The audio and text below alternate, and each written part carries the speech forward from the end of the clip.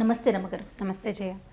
రమగారు, మనము ఈ మధ్యకాలంలో చూసుకుంటే పిల్లలు వాళ్ళ పుట్టక ముందే మనం డిసైడ్ చేసేసుకుంటున్నాం, పలానాది అయిపోవాలి, పలానాది అయిపోతారు అని.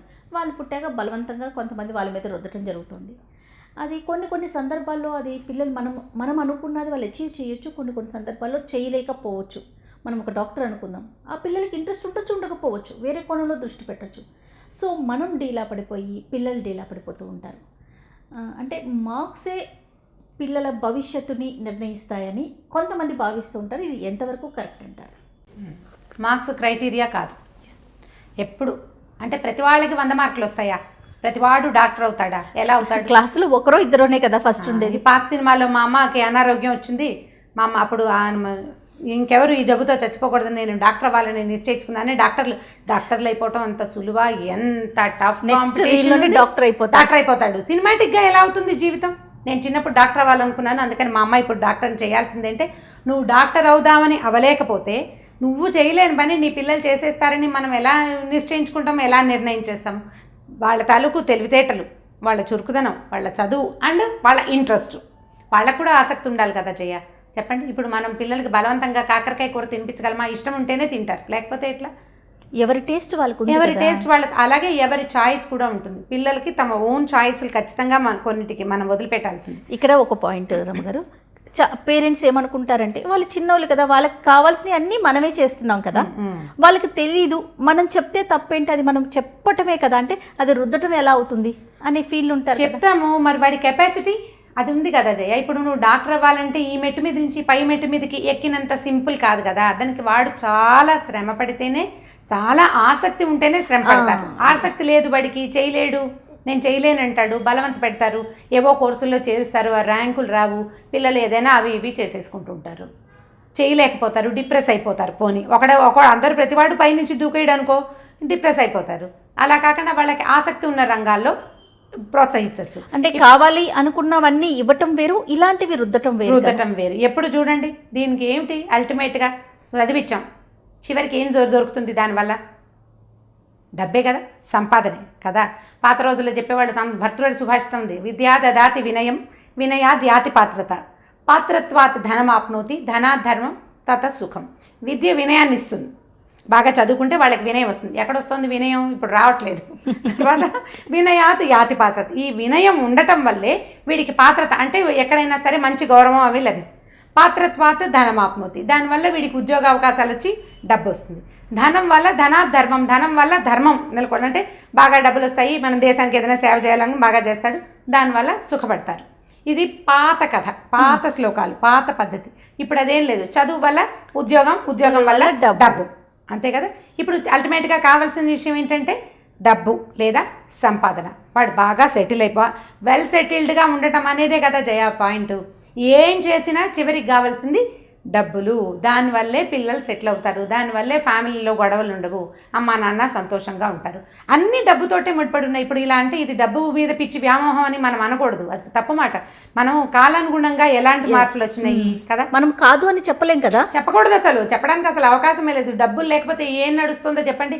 ఓ పిల్లాన్ని పెంచాలంటే అసలు డైపర్ లేనిదే రోజు గడవదు, వాడికి బేబీ ఫుడ్ లేనిదే రోజు, ఎంతంత డబ్బులండి. డబ్బు లేకుండా ఎలా నడుస్తుంది? మనం పోని ఇక్కడి నుంచి పోని మియాపూర్ వెళ్ళాలి, ఏది నడిచెళ్తారా వెళ్ళండి. పాత రోజుల్లో నడిచి పోయేవాళ్ళు, స్కూళ్ళకు కూడా నడిచి వెళ్ళేవాళ్ళం మేము. ఇప్పుడు ఏది కన్వీనియన్స్ కావాలా, దానికి డబ్బులు కావాలా. అసలు డబ్బు లేకుండా జరిగే వ్యవహారం ఏంటంటే మనం కొంచెం గాలి పీల్చుకోవటం మాత్రమే ప్రస్తుతానికి. డబ్బు అవసరం కదా.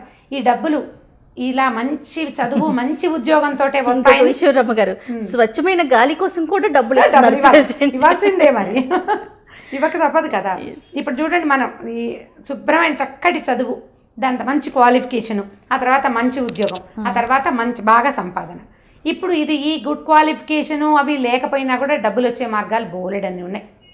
అంటే అన్ని దొంగ పనులే చేయక్కర్లేదు కదా. 10వ క్లాసు 8వ క్లాసు ఫెయిల్ అయిన వాళ్ళు కూడా శుభ్రంగా వ్యాపారాలు పెట్టుకుని పైకి వస్తున్నారు. అసలు మనం ఈ జుకర్బర్గ్ పెద్ద పెద్ద వాళ్ళ పేర్లు వింటుంటాం.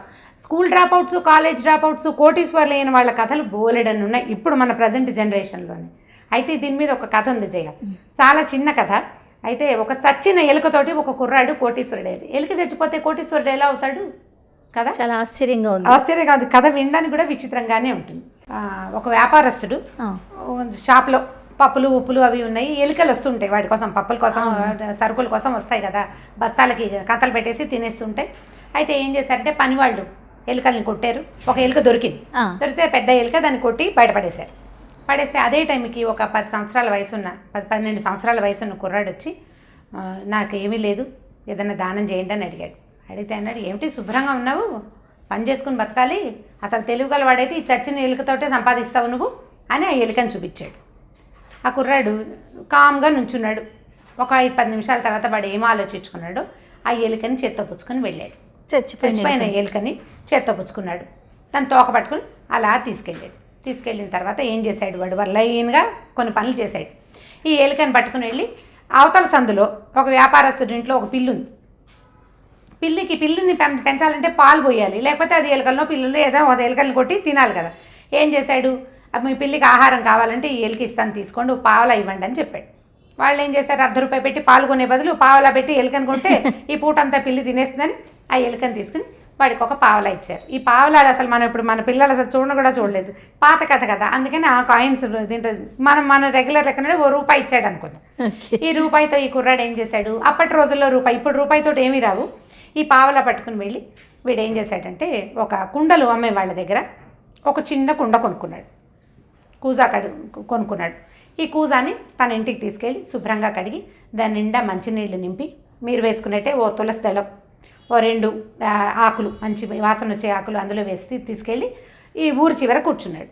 ఊరి చివర అంటే ఇప్పుడు అప్పుడు పల్లెటూళ్ళు కదా, పాత ఊళ్ళో అంటే టౌన్లే అయినప్పటికీ కట్టెలు కొట్టేవాళ్ళు, ఈ పువ్వులు కోసుకుని పట్టుకెళ్ళేవాళ్ళు, తర్వాత గడ్డి మోపులు పట్టుకెళ్ళేవాళ్ళు, ఆ జనాలంతా కనపడతారు, పని చేసి వస్తారు సాయంకాలం వేళకి, మంచినీళ్ళు కావాలి.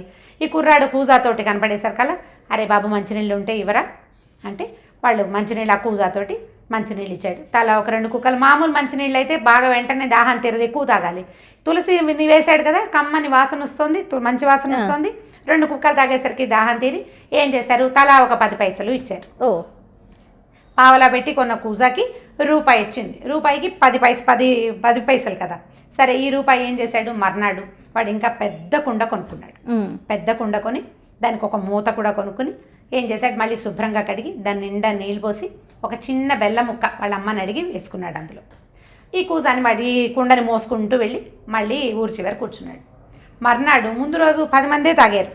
మర్నాడు అరే వీడి దగ్గర నేను నీళ్ళు మంచి వాసన వచ్చినాయి, కమ్మగా ఉన్నాయి, వీడి దగ్గర పెద్ద కుండ కూడా ఉందని ఆ గడ్డి మోపులు మోసేవాళ్ళు వాళ్ళంతా కలిసి వీడి దగ్గరికి మంచినీళ్ళు తాగడానికి వచ్చారు. ఈసారి ఎక్కువ డబ్బు వచ్చింది, ఒక ₹5-6 వచ్చినాయి. ₹5-6 వస్తే వీడేం చేశాడంటే ఆ గడ్డి మోపులు వాళ్ళని ఓ 2-3 నాకు డబ్బులు వదిలే అన్న, మీ దగ్గర చిన్న గడ్డి మోపు ఉంటే ఇవ్వండి అని ఒక 4 గడ్డి మోపులు తీసుకున్నాడు. వీడికి వచ్చిన డబ్బులు కాకుండా అదనంగా 4 గడ్డి మోపులు కూడా వచ్చినాయి. వీడేం చేశాడు, మర్నాడు ఆ బజార్లోకి వెళ్ళి ఈ గడ్డి మోపుల్ని గుర్రాల వాళ్ళ దగ్గర అమ్మాడు. వీడికి ఫ్రీగా వచ్చింది. 10 పైసలకి ఇంత ఏమి ఇస్తారు, అంత మాత్రం మోపిచ్చారు వాళ్ళు, కోసుకొచ్చుకుంటున్నారు బయట నుంచి, డబ్బు కోసేది కాదు అది. అందులో చిన్నపిల్లాడు మంచినీళ్ళు ఇచ్చాడు చిన్నపిల్లాడు, అందుకని ఆ మాత్రం మోపులు 4 ఇచ్చేసారు కదా. ఈ 4 మోపులకి వాడికి ₹4 వచ్చినాయి. ₹4 పెట్టుకున్నాడు. మర్నాడు 2-3 రోజుల తర్వాత ఇలా చిన్న కథ ఇట్లా నడుపుతున్నాడు. డబ్బులు కనపడుతున్నాయి వాడికి. ఈ డబ్బును వాడు జాగ్రత్తగా వాడుకుంటాడు. ₹1.50 ఖర్చు పెడతాడు కానీ మొత్తం అమౌంట్ ఖర్చు పెట్టకుండా పక్కకు పెట్టుకుంటున్నాడు. ఒకరోజు ఈ గుర్రాల వాళ్ళకి గడ్డి మోపులు ఇస్తే వాడు ఏం చెప్పాడంటే, ఈ రేపు సాయంకాలం ఆ గుర్రాలు వాడు చెప్పాడు, రేపు సాయంకాలం 500 గుర్రాలు దిగుతున్నాయి మన ఊళ్ళోకి, ఇక్కడ వ్యాపారం చేయడానికి 500 గుర్రాలని వాళ్ళు తీసుకొస్తున్నారు అని చెప్పాడు. వీడికి వెంటనే ఒక కొత్త థాట్ వచ్చింది. ఏం చేశాడంటే ఆ రోజు సాయంకాలం నీళ్ళు ఇవ్వడానికి వెళ్ళినప్పుడు మీ గడ్డి మోపులు ఎవ్వరికీ ఇవ్వద్దు, అన్ని మోపులు నాకే ఇవ్వండి, నేను డబ్బులు ఇస్తానని వాళ్ళని ఒప్పించుకున్నాడు. మొత్తం గడ్డంతా వీడి వాకిట్లో తెచ్చి పడేసేసారు గడ్డి మోపులు. వాడు రోజు మంచినీళ్ళు ఇచ్చేవాడు వాడే కదా పాపం, అందులో బెల్లం ముక్క కూడా వేస్తున్నాడు, కాస్త ఆకలి కూడా తిడుతుంది తీయటి నీళ్ళతోటి.